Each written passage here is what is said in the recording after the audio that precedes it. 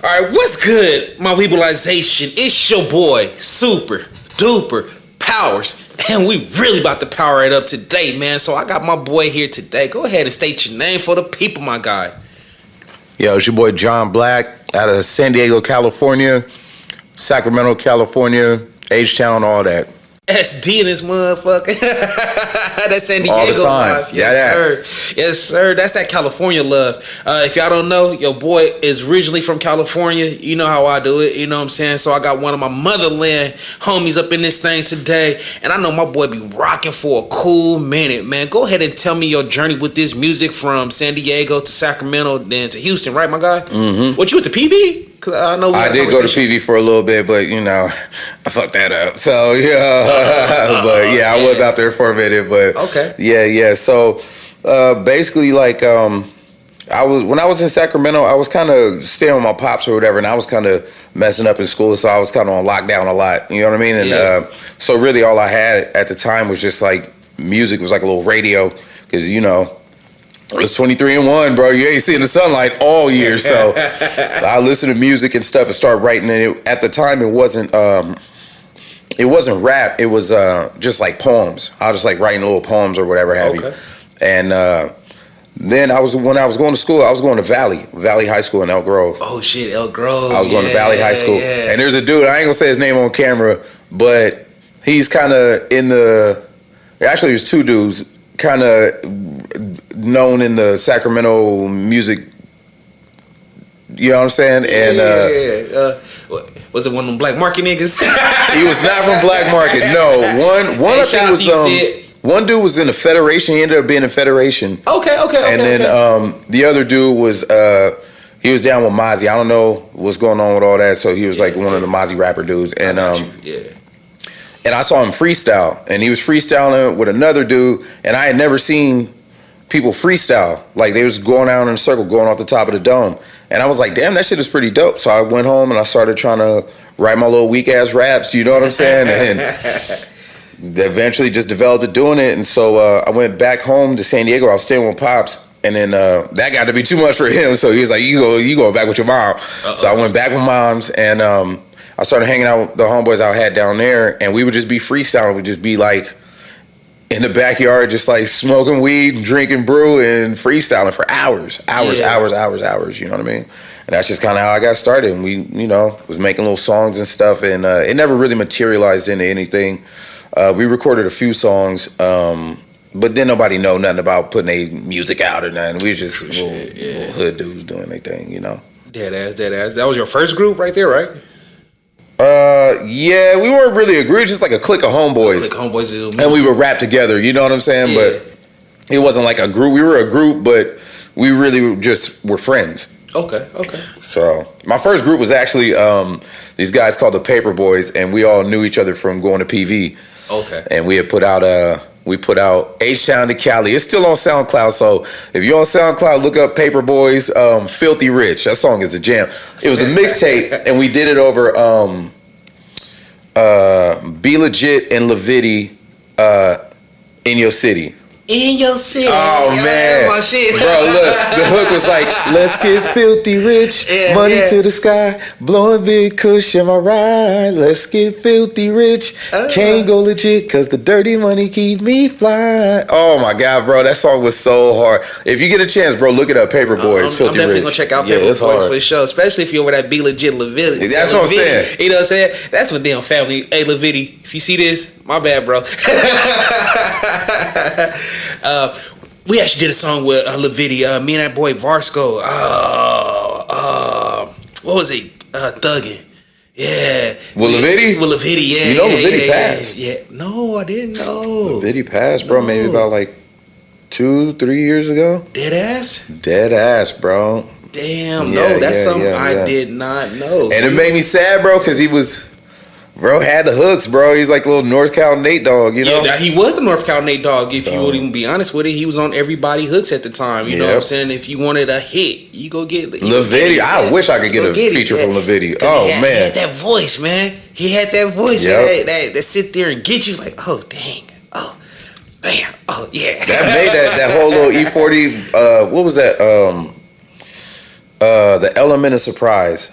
I was in high school when Element of Surprise came out, and he had Lavidi all over that project. And that project was so hard. No, man. I know which one you're talking about. You know what I'm talking about? Yeah. I know what you're talking about. Yeah, Element of Surprise. Shit. Damn, he said I was in high school. I'm old. I ain't gonna lie. Damn. That was like 1999, 98. He heard me on that one. I was a young buck on that one. Because I had to think about Element of Surprise. Like, Element of Surprise? I had to think about it. But yeah, he did have them all over that. That's actually when he was signed, because I think right after that, he got on that short shit. He was also on, I want to say, I don't hold me on this one, I believe he was on that Yuck. The year right after 2000, when Yuck was going crazy. Not the Black and Silver. The Black and Silver album, or was that the Loonies?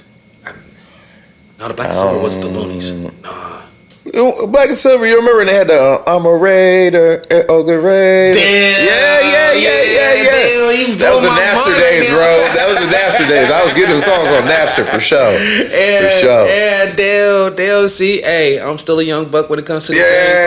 So he throwing it back on me. That Bay Area music, bro. If you ain't got a bar yet, you gotta listen. Yeah, you definitely gotta listen to some Bay Area music. I think that's a lot of shit that molded me. When it comes to molding, when we talk about music, what molded you with music? What do you mean when I first started? Period. I'm talking about within the game, just like from when you first started to where you at now. When I first started, a lot of my influence came from specifically DJ Quick with the production, even with the rapping. DJ Quick, Sugar Free, E40, Busta Rhymes, Mos Def, and there was a group called The Outsiders. And one of the dudes in The Outsiders used to be, I think, married to Rod Digger from Flip Mode. Oh shit. And that was like our first beginning, and Wu-Tang. Okay, cool. And Wu-Tang. San Diego's it's a port city. You know, they got a lot of people coming in and out, and it's a tourist city. True. So we would get influenced. Bro, dude down there had a screw shop. It wasn't a real screw shop, but he was selling screw tapes in California, and this is back in like the early 2000s, bro. Okay. Because there's a lot of guys that's in the Navy that come from Texas or come from Georgia or come from wherever, and bro, so we had a big variety of music to listen to. Okay. So. Okay. Yeah. Shit. When I was down there in San Diego, I got put onto that. Damn it, I can't think of that boy's name.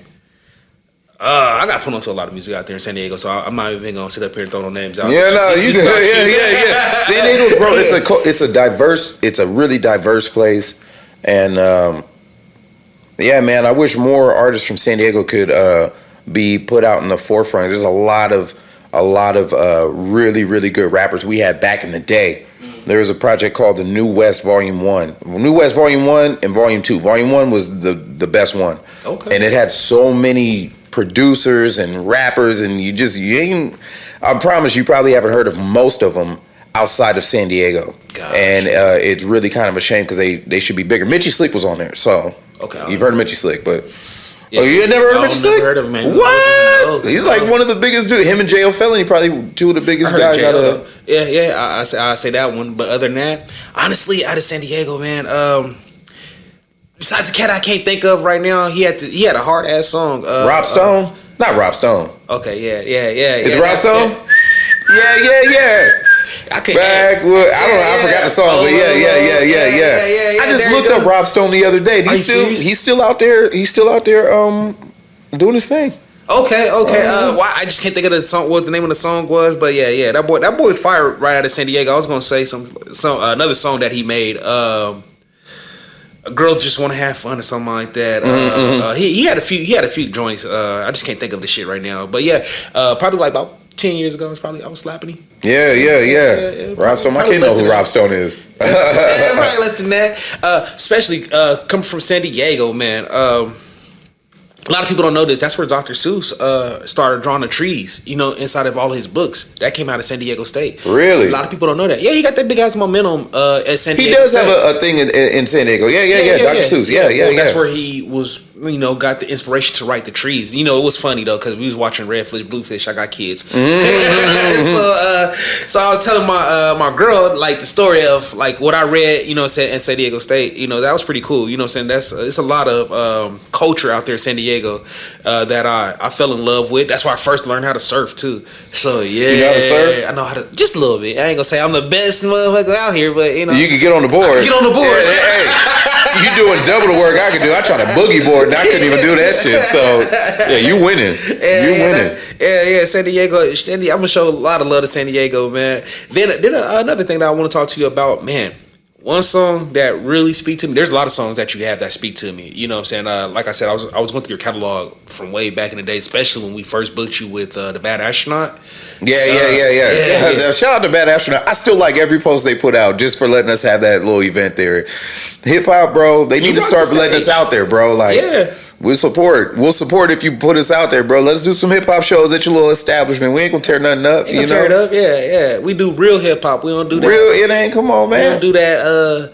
Gang. Nah. Yeah, some of it is cool. I like gang, but some of it's cool. Yeah, we be chilling. We be gang, but we be chilling. We chilling. Yeah, we too old for that shit. Come on, bro. I'm trying to go home tonight, yo. Exactly. Yeah, I'm trying to go cuddle up. Yeah. Come on, bro. What's that saying? Make love, not war. Not war. There we go. Yeah. There we go.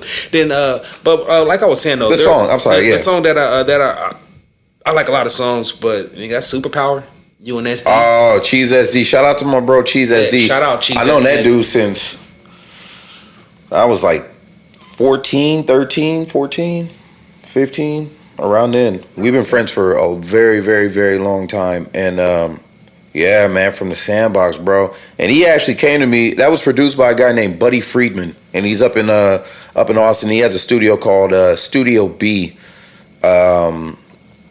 And bro's a really talented producer, and Cheese just shouted to me. He's like, bro, I need you on this song. And bro's really good at like knowing something that'll fit with me and him on it.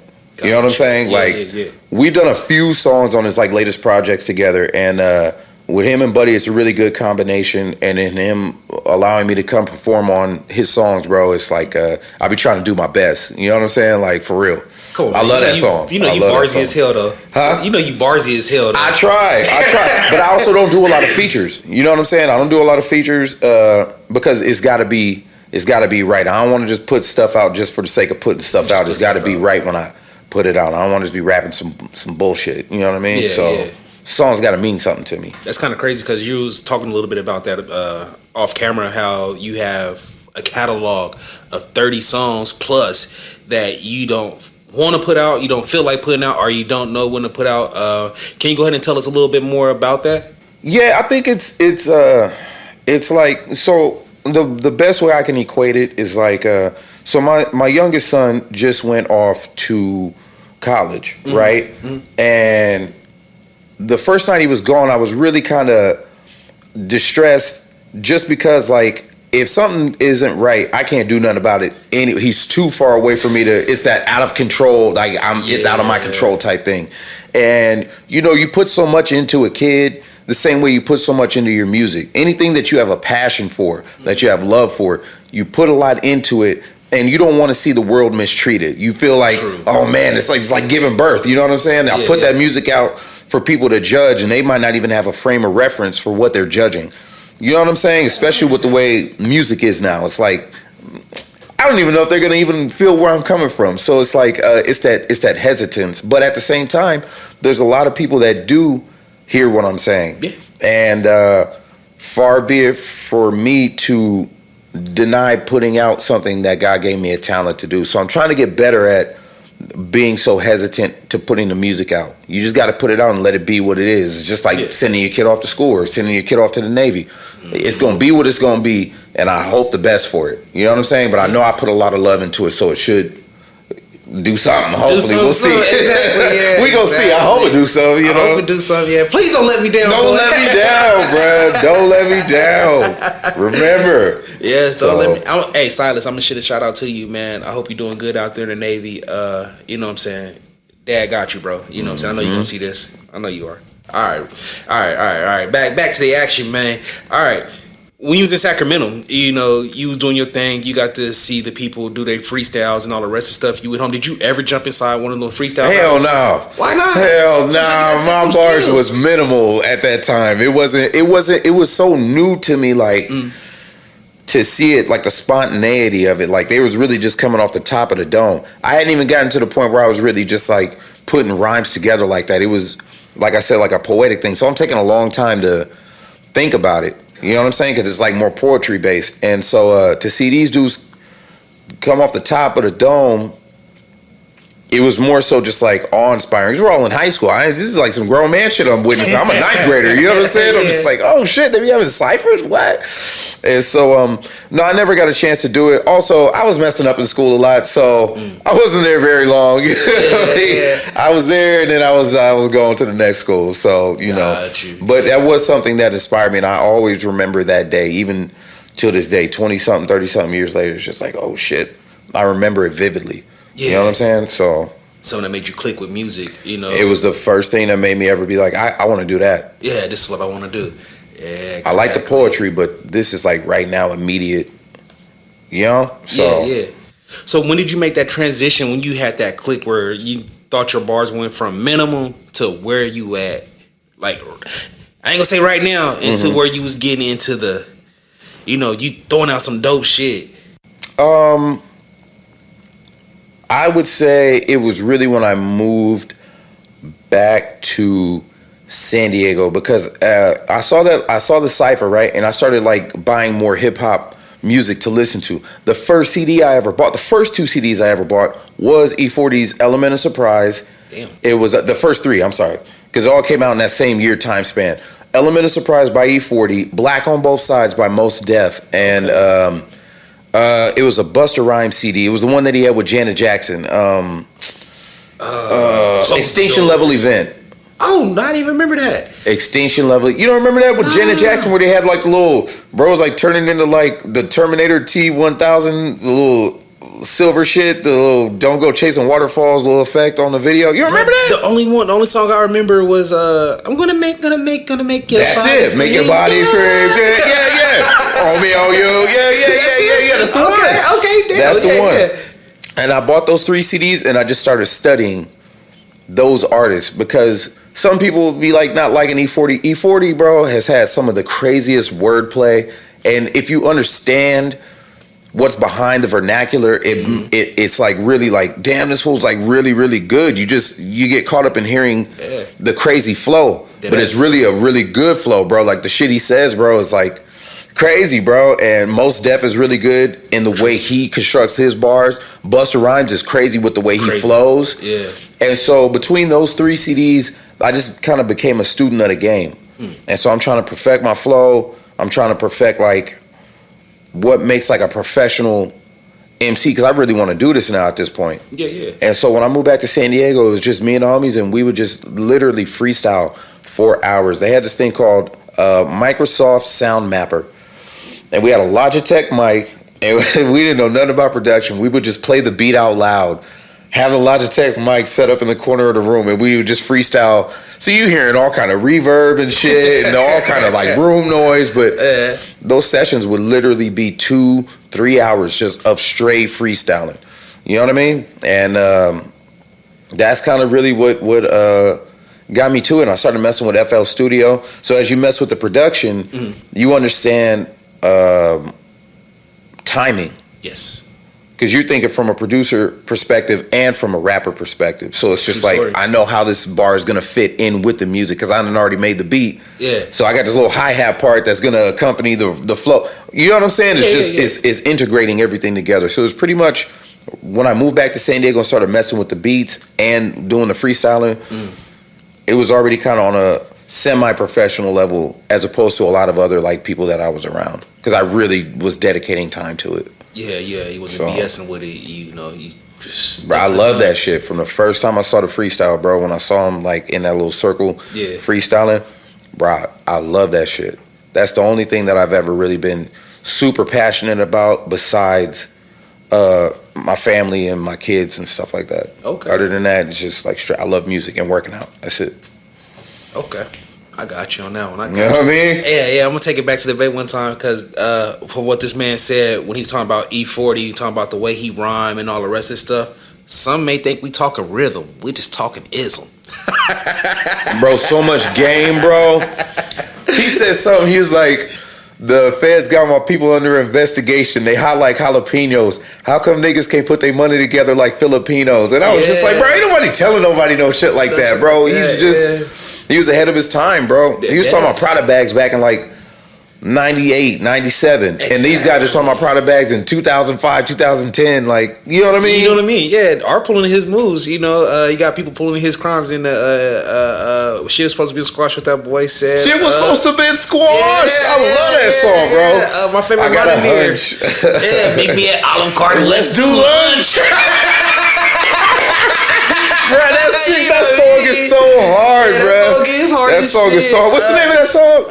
Shit's supposed to be squashed. Shit's supposed to be squashed. Look that up by E40. The whole Element of Surprise CD. That song is that whole CD is so good, bro. And it's a double disc. That was. It was a double album, bro. Yeah. It was like 24, 30 songs, some crazy shit like that. It was something crazy, but they all some slaps on there. You know what I'm saying? That whole CD, straight through. 40, you my favorite rapper. You know what I'm saying? Hands down. I put you and Pac at the top. You know what I'm saying? I saw him down here. It was him, DJ Quick, Ice Cube, Scarface at the Sugarland Smart Financial Center. And bro, do you know, bro, he played what's that song? Number 3. Don't be fucking with me. Oh yeah. Nobody knew the words. I'm in the third row just going crazy. And nobody knew the words. I said, oh damn, y'all don't even know what y'all witnessing right now. You know what I mean? That song was up here too. Oh my god, bro. Yeah. Oh man. The one and only time I saw E40 live was in Houston. Oh damn. And I was the loudest person up in there. Me and my homeboy H Dro. Yeah. Shit. The only time I seen 40 was in front of God damn it, what was that music shop in Fresno? Right there off of Martin Luther King. God damn it, I can't think of I want to say it was called Tower Records, but I'm gonna be lying to y'all like a mug. But damn, Tower Records, I ain't heard that name in a long time. I know. Tower Records. Well, that's something we have to go buy them CDs, man. Y'all don't even know. Y'all don't even know, bruh, the excitement of going to go get a new CD from Tower Records or Sam Goody or Warehouse oh man, bro. And I'm talking about we be up there at the crack of dawn when the CD about waiting for the CD to drop, waiting for it to drop, yeah. Waiting for the CD to drop. We be the only ones in there reading the cover. Man, the liner notes, the credits, the thank you notes, bro. Exactly. Hip hop used to be just like a whole universe within itself, bro. Man, it still is, but we've gotten away from some of it, but we got away from some things, you know what I'm saying? Especially when we used to listen to music and hit the tape recorder when your favorite song. Oh man, recording off the radio. Off the radio, you get the 5 seconds of the DJ pronouncing the song out first. Oh man, there was so many phases of being able to get good music, bro. The Napster, LimeWire era, the recording off the radio. Exactly. But you know, speaking with that. Who would be your favorite top 5 to do features with? Not current people. I want to know from back in the day genre. People that I would get a feature from. There's not a lot of artists, honestly, that I got a feature from a guy, and I'm gonna come out with something. But you would let's say it's Tupac. If Tupac was here right now, would you know what I'm saying? E40. Who would you pick to put a feature with? Got him. Oh man, yeah. So feature wise, I would like Pimp C for sure. I would like DJ Quick. Okay. I would like Mos Def. I would like a feature from Black Thought. Oh come on, Black Thought. Come on, bro. Come on. I see y'all doing something fire together too. Bruh, it would be and who else? From back in the day. Top 5, bro, feature wise.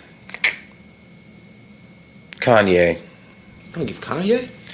I'm gonna give Kanye because the Kanye that they hear now, bro, used to have bars that were so weak but so good at the same time, bro. Yeah. Back the old Kanye, yeah, bro, because he would have brought character to it.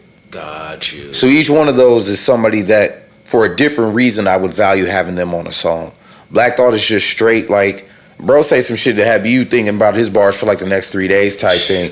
DJ Quick just has that flow, and he has that musicianship to make the flow go crazy. True, and his production is fucking crazy. Phenomenal. Bro, I got some beat. Bro, I'm gonna send you some of the beats that I made in the style of DJ Quick, and I promise you, bro, you'd be like, yeah, he was definitely studying. Okay. Definitely studying. So, like, all those artists, I like people that have you don't have to be the best lyrically, but you have to have something about yourself. It doesn't have to be crazy lyrical. I've done songs with guys that aren't like, it's not about that. It's about the feeling that what you're saying gives. You feel what I'm saying? Yeah. That's what the lyric is, bro. You can say some like super lyrical shit and it don't mean nothing. Or you can say something like Pimp C, bro, and his flow was like simplistic, but it was really like saying some shit. Yeah. You feel what I'm saying? Yeah. So he had that voice too that could captivate you too, you know. We was listening to I don't know who I was with the other day, and we were listening to my homeboy Rob. Shout out to my boy Rob Hayes. We was listening to Sitting in the Ghetto Thinking About. Yeah. Oh man, bro. And Pimp C came on there and I was like, yeah, bro, this is the whole reason the song jam, bro. You know what I mean? No diss to Silk, but it wasn't Silk. Yeah, it wasn't Silk at all. No, dead ass. I'm sorry.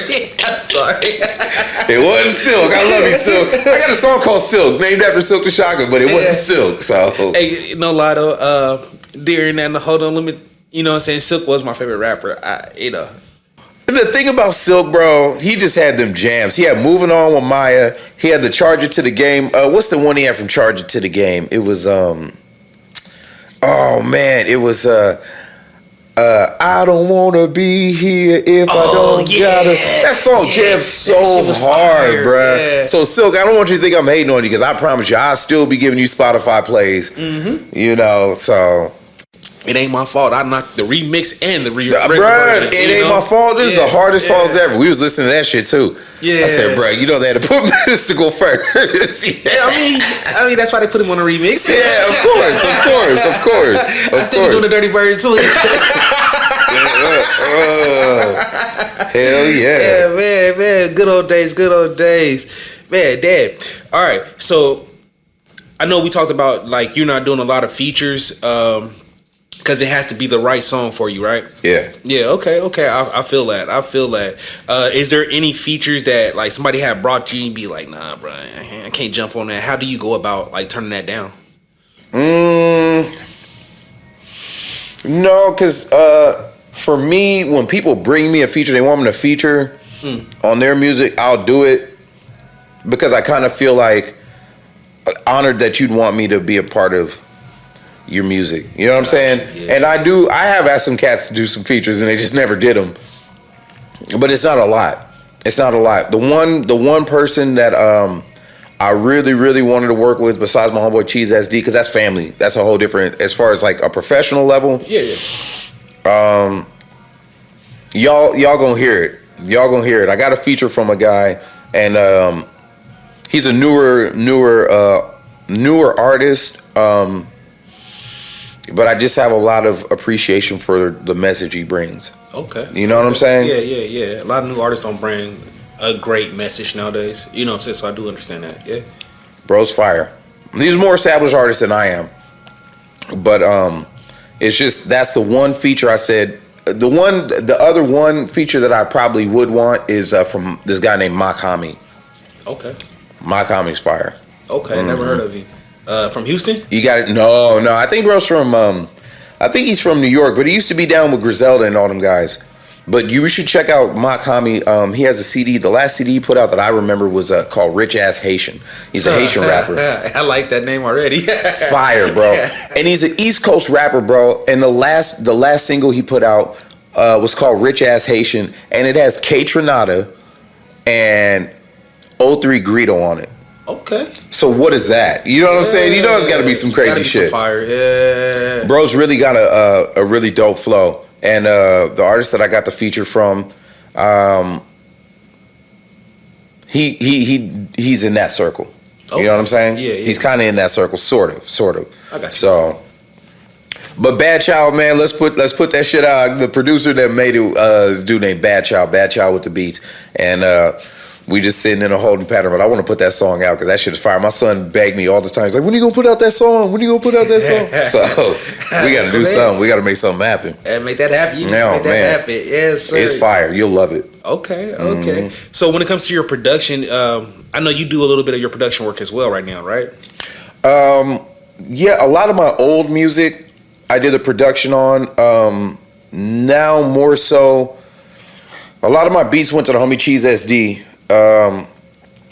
and those are songs before he really kind of got like really serious about doing the music. We were just like doing songs or whatever.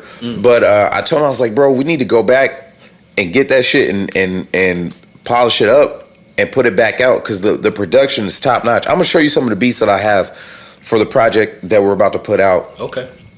Bro, it's the best shit I've done, bro. I gave him like pretty much all my best beats, but a lot of my beats I kept for myself, and so a lot of my earlier beats. It is what it is. Yeah. But a lot of the good beats also made it to my project. So a lot of my old music is a lot of my own production, and that's just more so like there was an interview with David Banner, and he was like, "Yeah, you know, the South, we had to start making our own beats because there wasn't nobody around to make beats," and that's exactly how I got into making beats, because it was like, you're in San Diego, who's making beats? I don't know nobody making beats like that. We're in the hood. Yeah. We got a computer. You know what I'm saying? So it got to be a thing of necessity. And I'm partial to making sample style beats, but I'll be playing a little bit. A lot of my like original beats are more like Southern and West Coast sounding. You know? Okay. So you going back to that Southern West Coast, what brought you to Houston? Was it you going to PV or? Yeah, so it was a toss up.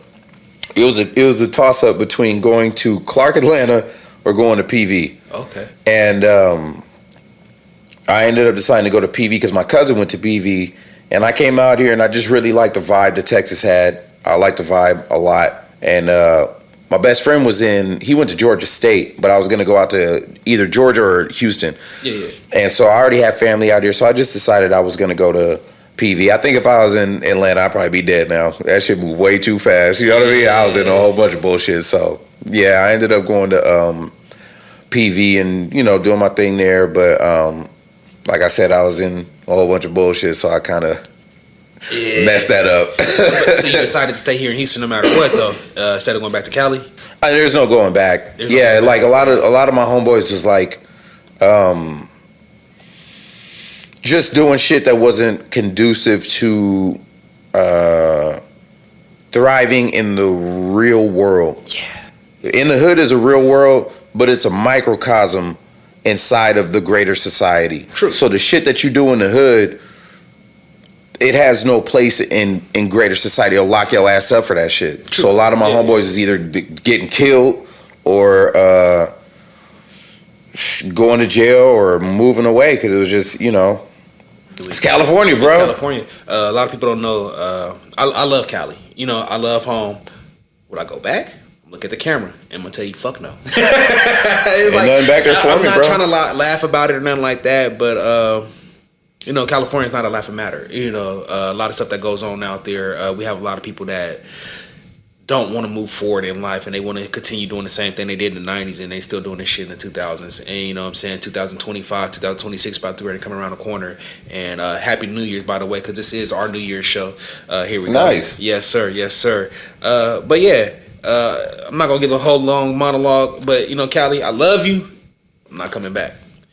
Can't do it. H-Town. Can't do it. Can't do it. I can't do it. When people say that, they be like, "Oh man, you been in Houston as long as you're in California. You're like from Houston." I'm like, no, I'm not from Houston. I'm from California. I love Houston. For sure. It's my second home, and I rep it proudly. I'll be putting it in my music. You know what I'm saying? It's a part of me, bro. Like I grew a lot out here. A lot. I grew out here, and it is what it is. But you know, I'm from California, and I'm proud of it. But it's not.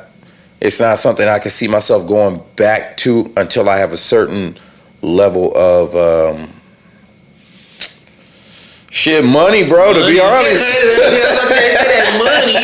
Hey, don't used to try to pretty it up until I got a certain level of money. I have Jay-Z and Beyonce pockets to be out there. I'm trying to move where ain't nobody at, bro. If I go back to Cali. Rancho Cucamonga. Yeah, for sure. House on the hill. And we could do it. We could do it, but exactly. You know. Yes, sir. Do you have anything new about to come out? Because I know you just dropped "Living My Life" with you and SD. Yeah, so I'm pushing that right now. I'm pushing the "Living My Life." I got a lot of songs that I'm finna start putting out. Right now, I'm just focused on putting out singles because it's like we're in that iPod age, that iTunes age, where it's like, you know, you might have Radiohead next to Soulja Boy or whatever's on your playlist. So it's like I don't think people right now it's not conducive for you to have like one long body of work, because people aren't listening like that. We're programmed to watch short videos and reels in 1 minute, 30 seconds or less. Songs are like 2 minutes on average now. Man, I seen a song that was like 1 minute and 42 seconds, which blew my freaking one verse, I'm out. Yeah. You know what I mean? I got the intro, I got the verse, the hook, that's it. I'm done. So that's where I'm at with it. I gotta evolve with the times. I'm still gonna do my hip hop shit, but you know, you have to shift with the culture. Yeah. So I don't like it though. But I don't like it. I don't like it. I want to put out a cohesive project, but right now, really, I'm just trying to get eyes on the music. Yeah. So it's like I want to put out singles, put everything I can into this single, go to the next one, put that single out, put everything I can into it, and move on. And I have a project that I'm gonna put out eventually with my cousin Coco Beats, and it's done.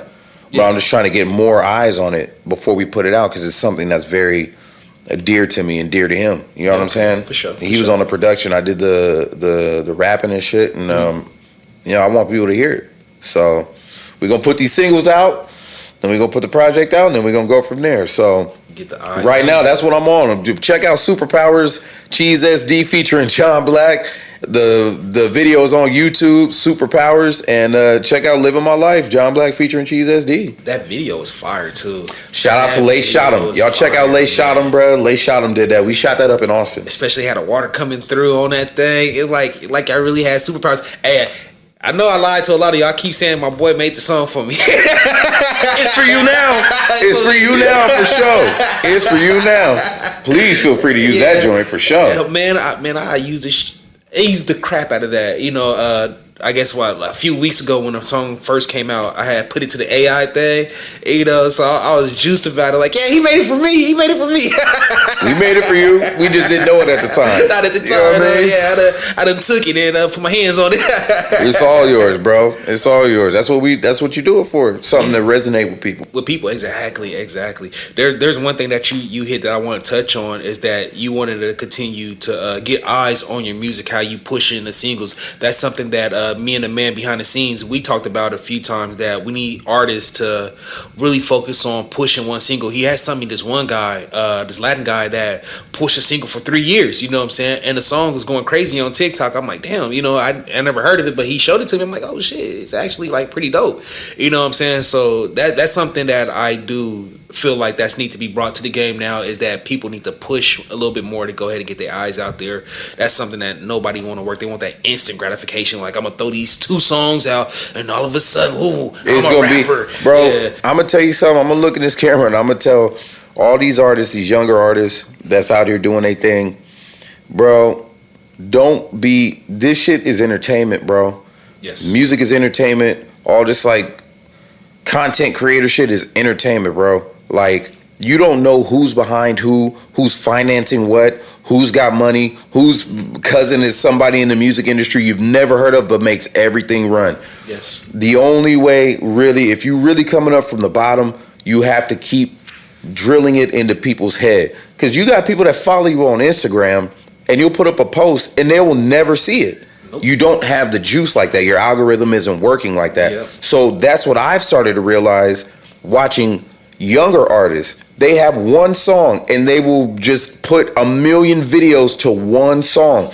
And the more you do it, the more the algorithm, because you're just feeding the algorithm content. True. Yeah. Right? It doesn't matter what the song is. So you just keep feeding content and put the same song on there. And, you know, maybe you'll hit, maybe you won't. But that's the name of the game now. It's like, bro, you got to work because people's attention is like the attention span of a goldfish, bro. Because that's how the way we're programmed. Yes. You know what I'm saying? You're on your phone. They say average 5 hours a day. So that's like what, 21% of your day, some shit like that. Yeah. So you're already being programmed to watch shit in short form. True. So the more you tell people, the more you, hey, this song is out. Bro, I'm gonna be pushing Living My Life. What is this? What month is this? October? Yeah, we're in October. Yeah, I'll see y'all in January with the new one. You know what I mean? That's the way it's gotta be. That's the way it's gotta be. I'm learning. Man. Oh man, yeah. I mean, we can't help but to learn and continue moving forward with the game. That's something that I do like with the game. Is always a door where everything is constantly changing. It's nothing that's going to be consistent. You know, 1 year is gangster rap, next year is lyrics, then the year after that is rap and rock. You know what I'm saying? Now we're going into rap and country down here. You know, so it's always something new coming into the game. That's crazy. We always got to be able to change. That's why I don't want to be on and say I don't like gang, but I like some of it. There's good shit everywhere. There's good shit everywhere. And Bruce Lee said one time, I don't want to be all into like I'm into like martial arts and shit. It's not like that, but the woo, bro. He has a book called The Tao of Kung Fu, right? Okay. And in the book, it talks about like fighting techniques, but it's really philosophy for your mind, the way you attack problems in life, right? True. And I guess the Chan Buddhism, he says they believe that the problems in the world come from your inability to deal with loss and accept change. And your inability to accept your position in your situation, right? So I might have a job and I hate this job. Did I do what I was supposed to do to ensure that I didn't have to get this job?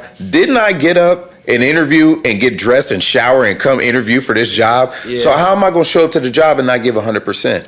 Exactly. I'm where I'm at because of my choices, right? Yes. And it's the same way with music, bro. Like, you can be who you are, but understand things change and you have to adapt to the change. Exactly. You don't have to change yourself, but you have to be able to adapt in order to survive. True. You feel what I'm saying? Yeah. So to me, bro, you could be who you are and do your thing within the confines of the way the game goes, because the game is going to change regardless. Exactly. That's life. Everything moves on, and you know, you just kind of float in the ocean trying to make your way. You know, just keep swimming, huh? Keep swimming, bro. It's gonna be all good. You either gonna make it or you won't, but you know, whatever. It's cool. It's cool. You know what I'm saying? You did what you had to do. You put your all to it. You know what I'm saying? Can't nobody deny. You know what I'm saying? You putting your all into something. That's something I like. I like the reference you did with the whole Bruce Lee thing too. That's pretty dope. That shit was mind changing when I read that shit, bro. Yeah. So okay. So you a big reader? You know, I used to be. Now a lot of the books that I intake are audio. Okay. Audio books, because I be on the move, so I got to just like listen. I don't have time to sit stationary and read. But I do like receiving knowledge. I do like to read. Mm-hmm. You know what I'm saying? Like, I feel literacy is a big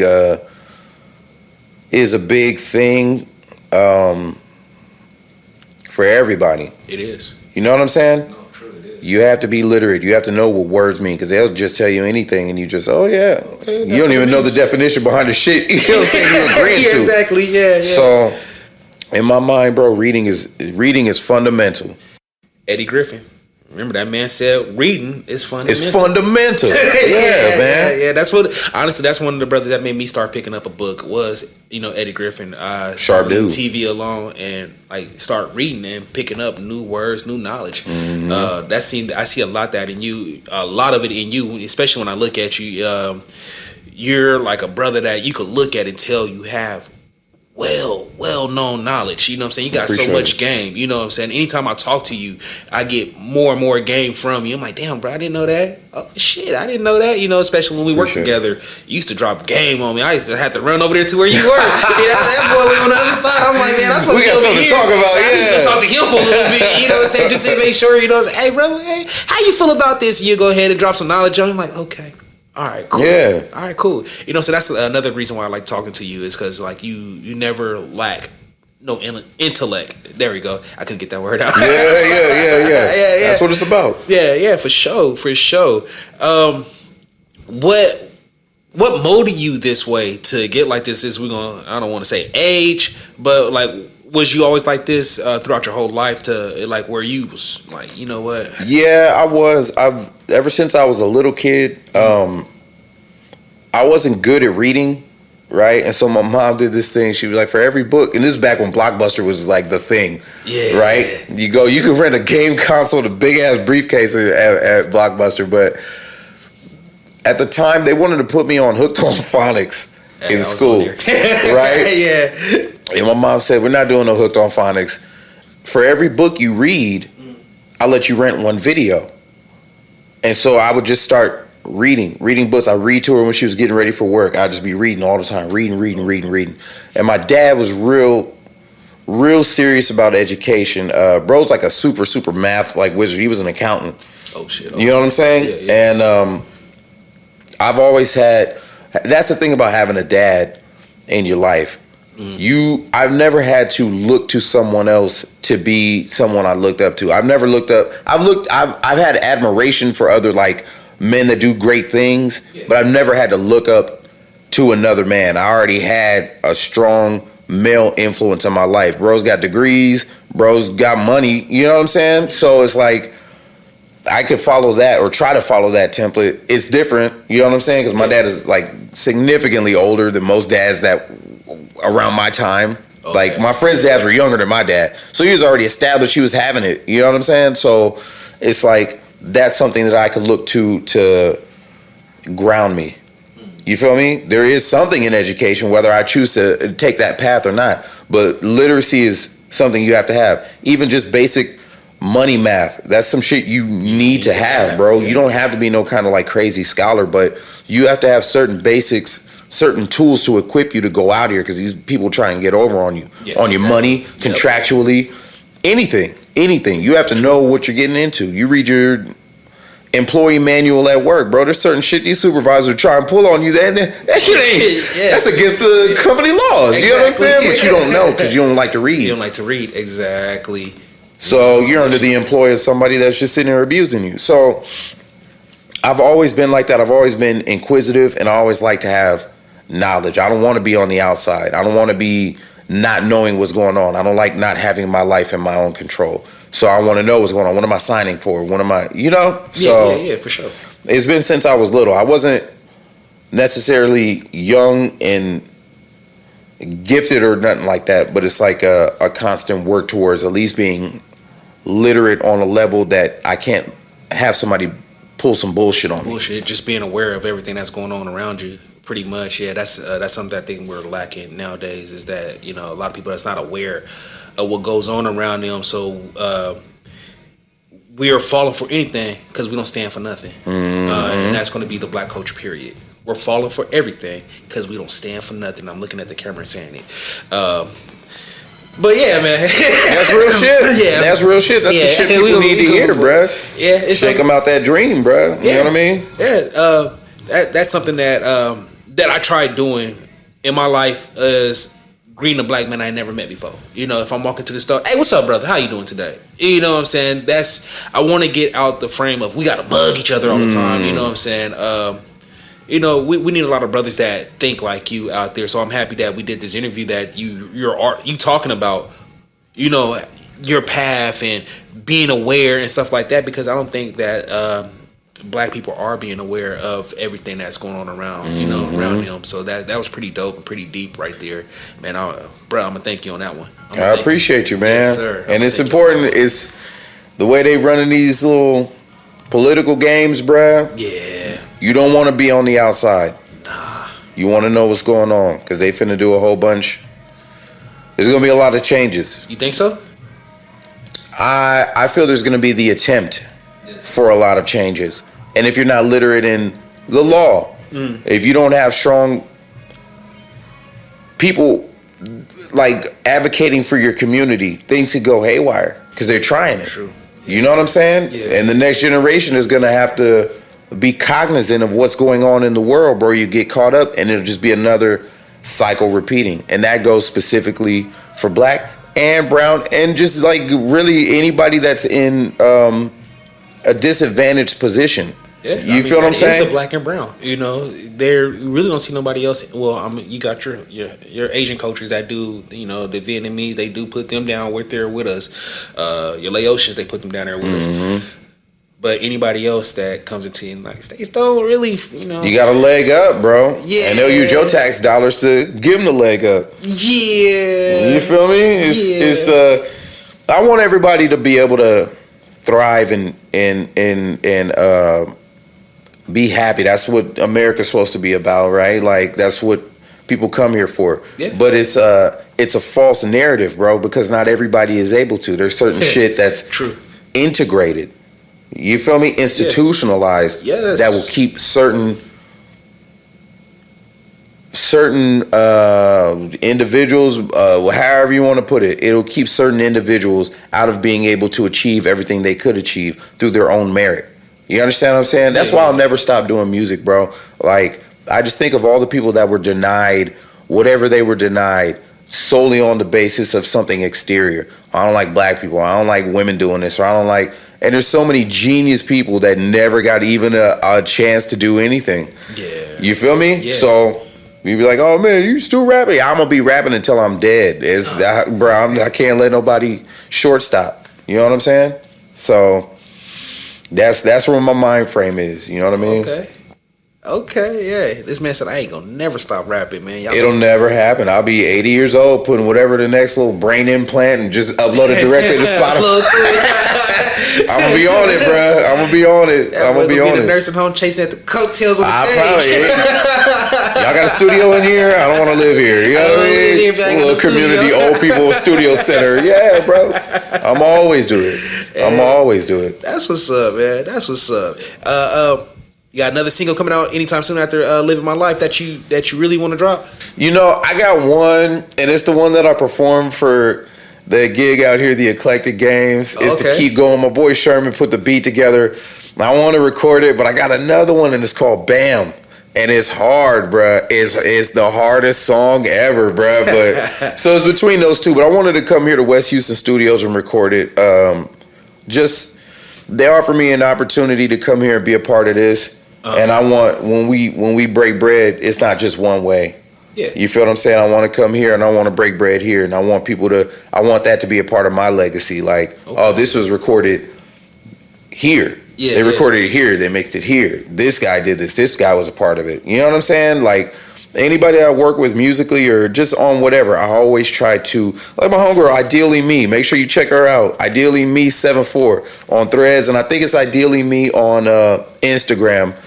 She made this shirt. Okay, I was gonna go there too because I seen when you did the opening of the box when you got the shirts. Yeah. On the street, she did the opening. Yeah. So this was her who made this right here. Yeah, this is the homegirl, and she's always supporting. She's always like retweeting or sharing or. You know what I'm saying? And I'm like, bro, if you have a passion for something and we've crossed paths, I'm gonna do something in order to further. It might not mean nothing. If I just retweet this shirt, it might not mean nothing. But it's just one more push to say, hey, I'm keep going. You got one. Yeah, for sure. You got one, and so that's where I'm at with it. With West Houston Studios, with Sanctuary Sounds, all that shit. Anytime I get a chance to retweet or repost or whatever have you, I always try to do it because it's like you never know what's gonna be that one thing. Oh, I saw you on this guy's thing. He reposted that, and so for sure. Y'all had me out here, and you've had me personally on like a few shows. So it's like, bro, one hand wash the other, bro, and that's the way we all come up. Dead ass. Yeah, I was gonna have this man perform in my backyard one time. I've been down. He's gonna do the backyard boogie, bro. I've been down for that. I'm gonna tell you one story because I know it's probably getting around that time. But we like I told you, we had the group, the Paper Boys, right? Yeah. And so we did the show, and these guys wanted to. They was like, well, I can start finding some shows too. I said, all right, that's a bet. Let's put our heads together and put some shows. So the homie was like, hey, bro, I got a show for us. It's on the south side, bro, off Reed Road. And at a park, and he was like, "Oh man, what's up, bro? Y'all down?" It's like, yeah. So we practiced, we put the show together, all this other stuff, right? And we get out there, and it's like a family picnic type thing, right? And everybody there is either over the age of like 60 or under the age of 10. There's like there's no in between. Yeah, bro. So we get to going over there. We grab the mic, and the lady is about to hand us the mic, and she cups the mic, and she was like, "You guys don't curse, right?" And I was like, "Oh shit." Bro, we go perform and we try to do it. Bro, keep in mind, we got a song called "Fuck Swag," so that's we already out the door with that. Yeah. So we do the songs. We try to like edit it as good as we can, and we got paid with crawfish plates. They just like made a whole bunch of like crawfish and like gave us the plates, and we ate it, and that was our payment. You know what I mean? I'll take some crawfish payment. I'll perform anywhere. You giving out crawfish, it's all good. I'm not tripping. Yeah. I'll perform in your backyard, the front hood of your car. It don't matter. Yeah, dead. Yeah. Hey, for some crawfish, y'all don't even know. Yeah, that shit was delicious too. I ain't gonna lie. Some oil too. Yeah. I don't know about that. I don't know about that. The boil. Yeah, man, come on, man. Hey, shout out to Lotus, man. Shout out to Seven Spices. Those Lotus so good. Oh man. They don't know. That's another reason why I can't leave Houston too, because man, the food out here is crazy. It's pretty good. Yeah. But I am gonna say, because we just got off. We was just talking about this before the camera came on. Y'all got to put me on where the Jamaican spots is, because I've been to a few of them, man, and.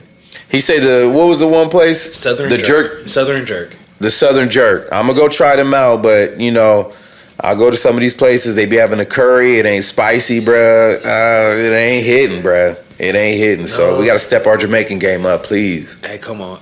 You have you tried Tropical Cafe right down the street from us? Tropical Diner. No, is it Tropical Diner or Tropical Cafe? Tropical Cafe does the smoothies. I think you're talking about Tropical Diner on Fry. Oh, Fry, yeah. No. And they're good. They're good. I ordered from them. I get the jerk chicken, but I went and got the curry goat, bro, and it wasn't good. It wasn't spicy. Oh, okay. So not spicy curry. That's horrible, bro. Like, man. I like the oxtails. The oxtails is pretty good. The oxtails are good. Yeah. Man, I'm not fake. No, I make that shit at the crib. Oxtails about $40 a plate, bro. I'll make a whole Jamaican feast for $40. Yeah, bro, for real, bro. I love Tropical Diner. Don't do me wrong when I come in, but they got to put that spice back in. But you know they in Katy, so they got to tone it down. Yeah, you got to satisfy your. Yeah, it's a wide variety, so I understand and I appreciate y'all trying to expand and accommodate other palates, but don't de-spicy the curry. You don't do that. You see me go ahead and throw that little spice on there. Throw the spice on there, bruh. Throw that spice, not the pickle pepper sauce. I want the real thing, bro. So I got you, man. Is there anything else you got for me tonight, brother? Nah, do you mind if I shout out some people? I'll give you a shout out. All right, so I like to, when I come on to like little platforms and stuff, I like to just shout out different businesses I know. So shout out to Hartman Plumbing. If you need a good plumber in San Diego, shout out Hartman Plumbing. Ideally me 74 on Threads and on Instagram. Shout out to Nibiru Confections. If you're looking for some high-end chocolates in the Houston area, shout out to them. Shout out to Qual Unity. COALUNITY. I bought his shirt at that event that y'all had here. Okay. Shout out to him, Qual Unity 95. They got the fire shirts. Who else? Shout out to GP Hemp. Shout out to the homegirl, the Stoner Babe. Shout out to HTX Customs. And man, if I forgot anybody else, and JTS Clothing. Shout out to JTS Clothing. On the next one, I'll shout out some more people, but that's what I'm about. If you see this, and you know, this all love, man. I appreciate each and every one of y'all. And yeah, man, that's it. Shout out to Sanctuary Sounds and West Houston Studios. Yeah. Hey, big shout outs. Hey, yeah. I probably didn't do my shout out when I first entered, but you already know, man, it's West Houston Studios on mine. It's Sanctuary Sounds. Come on, man. Y'all know what it is. We got my boy behind the camera still. Had to give him one look. He just in the cut, yeah. He in the cut. But hey, this is our Happy New Year show. We still in October though, but this I already know. We're gonna drop this on New Year's, man, because I got something special. We're gonna open up the year out with my boy Jon Black. I appreciate it. And you got a performance for me though? What you mean? You gonna give me one performance on one song? What you got the beat? You gonna sing up the beat or what? You wanna just do it a cappella? No, you could drop any song you want. Let me go ahead and give a verse from Living My Life then. You want me to do the verse from Living My Life? Yes, sir. All right. It go, I'm just living my life and I'm loving it, man. Blowing kush out the window, adjusting my frames. Bad chick, shotgun, going nuts for the brain. True religion, give her Ark of the Covenant game. Hey, I'm from the city where the cuffing for lames, and you could come up in days, you knuckle up and get banged. If I had to describe it in a couple of names of West Coast legends, I guess it'd be corrupt and cocaine. I'm just trying to do my part to keep the dub in this thing. Smoke an ounce of what I grew, I got a couple of strains. When I'm in these city streets, it help a nigga maintain, cause living in this ghetto life will drive a nigga insane. Never cared about money, but I know the value of it. Watch a conscious rapper pape it up, showing out in public, putting on for my folks. Sean D's that never stunned it, cause them niggas used to hate it, now they love it. But fuck it, I'm just living my life and I'm loving it, man. Blowing kush out the window. Hey, this man said his bars was mediocre when he first came out. Come on, bro. Listen to this, man. Did y'all hear what he just said, man? This boy just dropped some shit on y'all. That's what we do. Make sure you check me out on Spotify, Jon Black, Jon Black, like the color. I'm on Bandcamp. I'm on Spotify, Apple Music, all that. Follow me on Instagram, MyRapLife on Instagram. Yes, sir. It's your boy, Super Duper Powers. It's our world, man. The world is ours. Hey, get that Tony Martinez while we at it, too.